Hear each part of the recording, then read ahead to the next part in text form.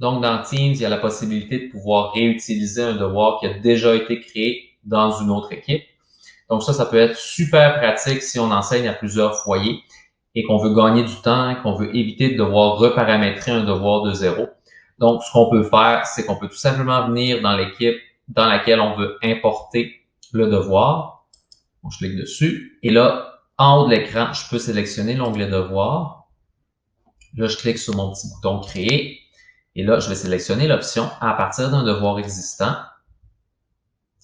Là, je vais choisir l'équipe de laquelle je veux importer mon travail. Puis, une fois que je l'ai sélectionné, je peux voir la liste des travaux que j'ai déjà créés dans cette équipe-là. Donc, tous les types de devoirs s'affichent, même les questionnaires, donc on peut tout réutiliser. Moi, dans mon cas, je vais réutiliser mon exercice de lecture ici. Donc, je vais cliquer sur Suivant.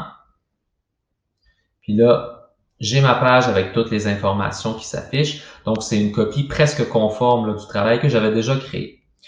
Seule chose, par contre, c'est faites attention ici. Donc, concernant là, la date d'échéance, on va venir la remodifier. Donc, on va cliquer sur le petit bouton Modifier ici.